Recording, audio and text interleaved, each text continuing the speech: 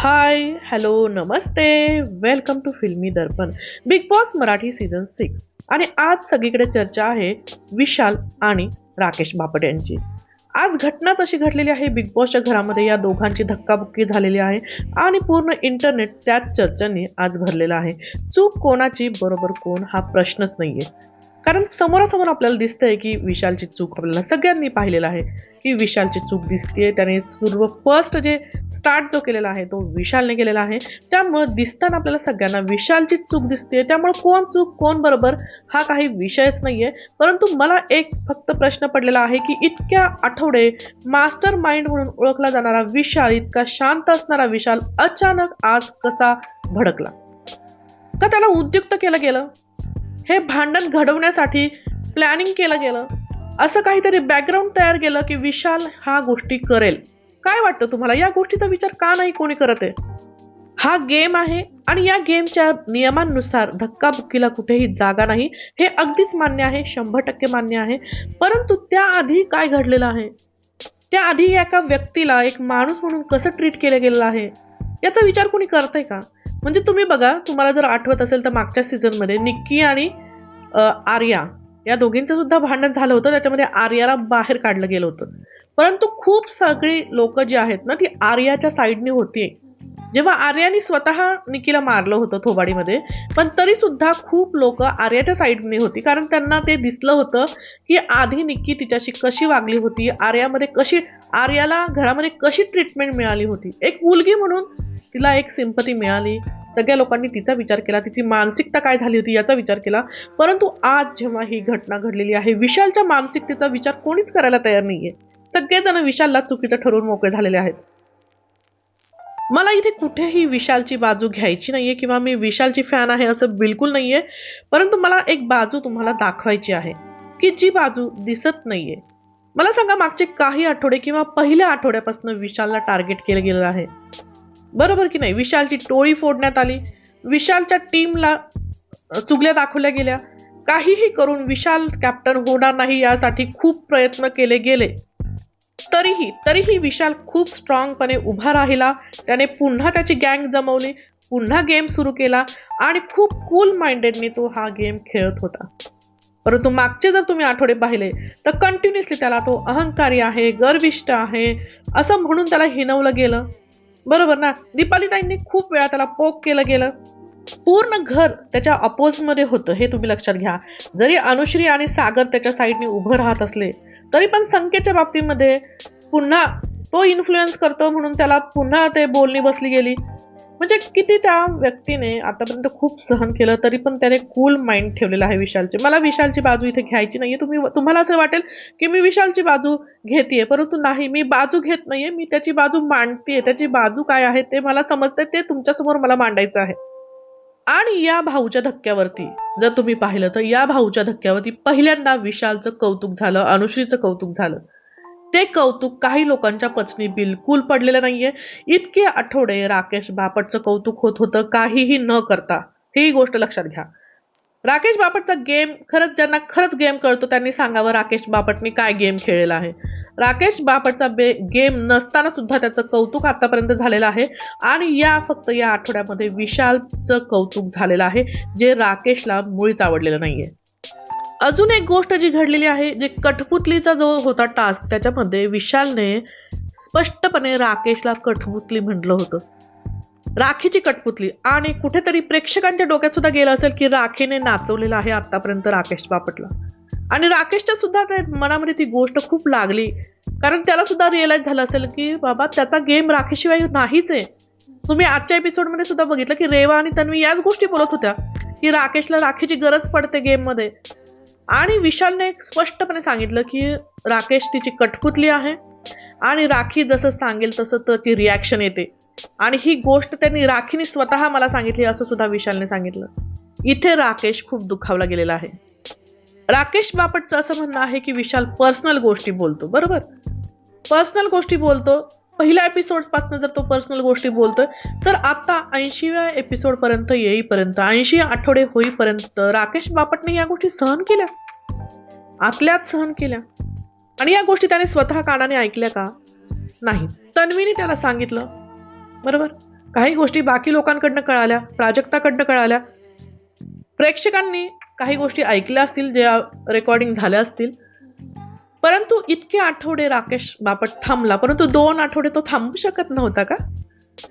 मला सांगा. कालच्या भाऊच्या धक्क्यावरती राकेशला गेम दिसत नाहीये हे सिद्ध झालं आणि त्याला गेम दाखवायला चान्स फक्त होता इथे. लक्षात घ्या ही गोष्ट. राकेशला इंडिव्हिज्युअल खेळायला चान्स होता इथे. राकेशला स्वतःचा गेम दाखवायचा होता आणि त्यामुळं विशालला उचकवणं, त्याला उद्युक्त करणं हा राकेशचा गेम असू शकतो. विशालला ऑलरेडी फ्रस्ट्रेट केलं गेलेलं आहे. इतकं फ्रस्ट्रेशन त्याला आलेलं आहे की त्यामुळं त्या गोष्टी निघाल्यावरती जो विशाल बघा आज जो रिॲक्ट झाला तो असा कधीच रिॲक्ट झालेला नाहीये. खूप कूल माइंडेडने खेळलेला आहे तो. पण आज कसा रिॲक्ट झाला तो, अगदी धक्काबुक्की करण्यावरती आला. राकेशला बाहेर बोलवायला लागला की तू ये, मी तुला. आणि त्याने या सगळ्या प्रोसेसमध्ये फक्त एकच गोष्ट विशालची चुकलेली आहे. जे डिवोर्सची जी गोष्ट त्यांनी काढली राकेशची, ती एक गोष्ट त्याची चुकलेली आहे, बरोबर. आणि ती त्याची गोष्ट चुकल्यामुळं पूर्ण विशाल चुकीचा इथं दिसतोय आपल्याला. म्हणजे बघा, एक व्यक्ती जो पहिल्या दिवसापासून काहीच त्याचा गेम दिसत नाहीये, राखीच्या आड तो लपलेला आहे. आणि दुसरा एक व्यक्ती जो मास्टर माइंड आहे, तो फर्स्ट डे पासून या गेमला खूप काहीतरी देतोय, या शोला खूप गोष्टी तो देतोय, कंटेंट देतोय. आणि दुसरा व्यक्ती जो नाही, फक्त त्याचं नाव आहे, बरोबर.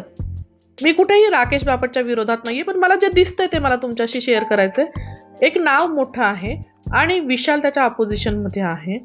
परंतु तरीही विशालला प्रत्येक वेळी खाली दाखवण्याचा प्रयत्न केला जातो, विशाल कमी दाखवण्याचा प्रयत्न केला जातो. तो इन्फ्लुएन्स करतो म्हणतात, तो लोकांना डॉमिनेट करतो असं म्हणतात.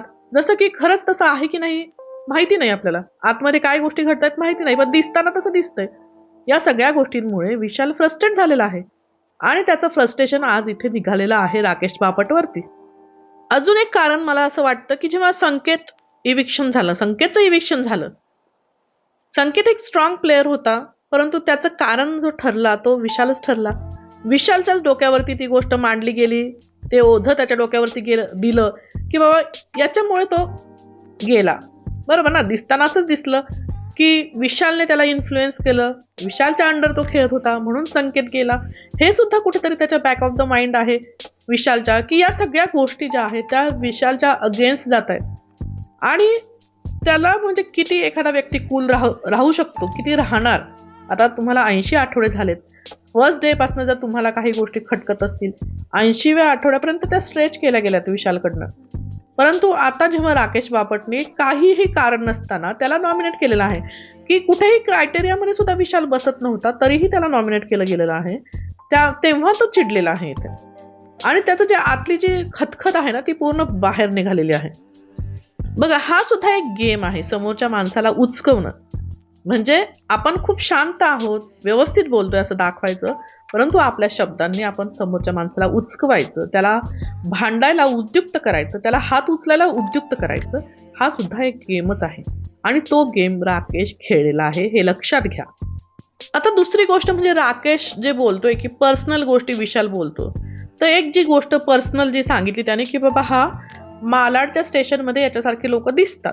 तर मला प्रश्न पडला की मालाडमध्ये असे खूप वाईट लोक आहेत का, की त्यांचं उदाहरण दिल्यामुळे राकेशला एवढं हर्ट झालंय. म्हणजे याच्यासारखे स्मार्ट किंवा चांगले दिसणारे लोक मालाडच्या स्टेशनवरती दिसतात, ही खूप म्हणजे खूप पर्सनल. म्हणजे मला स्वतःला असं वाटतंय की मालाडचे लोक इतके वाईट आहेत का, की त्यांचं एक्झाम्पल दिल्यामुळे राकेशला खूप वाईट वाटलं. त्याच्यासारखे स्मार्ट लोक असू शकतात ना बाकीच्या ठिकाणी सुद्धा. मालाड म्हणजे काय आहे मला खरंच माहित नाहीये, कुठलं स्टेशन आहे मला माहित नाहीये, त्याचं बॅकग्राऊंड मला माहित नाहीये. पण एखादं स्टेशन आहे तिथे किंवा कुठेही राकेश बापट सारखे स्मार्ट लोक असू शकतात ना. याच्यामध्ये इतकं पर्सनल वाटण्यासारखं किंवा राग येण्यासारखं, वाईट वाटण्यासारखं आहे का? म्हणजे तुम्ही मला सांगा कमेंट्समध्ये, खरंच आहे का वाईट वाटण्यासारखं? तर अशी ही गोष्ट आहे. विशालचं बॅकग्राऊंड आधी चेक करा. विशालला या गोष्टींचा राग आलेला आहे, तो चिडलेला आहे. आणि कारण ती एक पार्श्वभूमी जी आहे ना ती बनवली गेली इतके आठवडे विशालला इतकं हे केलं गेलं की इतका कूल माइंडेडने इतक्या दिवस त्याने कंट्रोल केला होता त्याचा अँगर. त्याने सांगितलं की त्याला अँगर इश्यू आहे, तरी सुद्धा इतक्या दिवसात आपल्याला त्याचा अँगर इश्यू दिसला नाही, स्क्रीनवर दाखवला गेला नाही. परंतु आज मात्र दिसला जेव्हा फिनालेला फक्त काहीच दिवस राहिलेले आहेत तेव्हा विशालचं हे रूप आपल्याला पाहायला मिळालं. का मिळालं पाहायला? का त्याला असं वागण्यासाठी भाग पाडलं गेलं? जेव्हा फिनालेला काहीच दिवस आहेत, इतक्या दिवस जो माणूस शांत राहू शकतो तो अजून थोडे दिवस शांत राहू शकला असता, परंतु त्याला हे उद्युक्त केलं गेलं. तो एक गेम प्लॅन केला गेला आणि विशाल इथे फसला याच्यामध्ये. आणि त्याने जे आज रिॲक्शन दिली ती पूर्णपणे चुकीची होती. धावून जाणं, भांडण करणं, धक्काबुक्की करणं पूर्णपणे चुकीचं होतं विशालचं वागणं. परंतु त्या विशालच्या वागण्यामागे ज्या गोष्टी घडत होत्या त्या मला फक्त इथे मांडायच्या होत्या आणि त्यामुळे हा व्हिडिओ बनवण्याचा जो घाट घातलेला आहे. तर बघा तुम्हाला याच्यामधल्या काय गोष्टी पडतात. विशाल चुकीचाच आहे, बरोबर नाहीच आहे, परंतु त्याच्यामुळे राकेश बापट बरोबर होतं असं सुद्धा नाहीये. दोघांचीही चुकी आहे, दोघांनीही या गोष्टी केलेल्या आहेत, परंतु शिक्षा मात्र विशालला जास्त मिळाली, राकेशला कमी मिळाली. राकेश एक त्याची जी पर्सनॅलिटी वेगळी उभारली इथे आणि विशालला निगेटिव्ह पर्सनल म्हणून सगळेजण आता त्याच्याकडे बोट उचलायला लागले. परंतु आजपर्यंतचा विशालचा जर गेम पाहिला तर विशाल खूप चांगला खेळलेला आहे. परंतु आता फिनाले जवळ आला असताना विशालला जर याच्यापासून लांब ठेवायचं असेल तर अशा गोष्टी घडलेल्या आहेत. तुमचं काय म्हणणं आहे याच्यावरती नक्की तुम्ही व्यक्त व्हा आणि मला कमेंट्समध्ये सांगा. माझे व्हिडिओ तुम्हाला आवडत असतील तर नक्की मला सबस्क्राईब करा, आपल्या चॅनलला लाईक करा, शेअर करा. नमस्कार, धन्यवाद.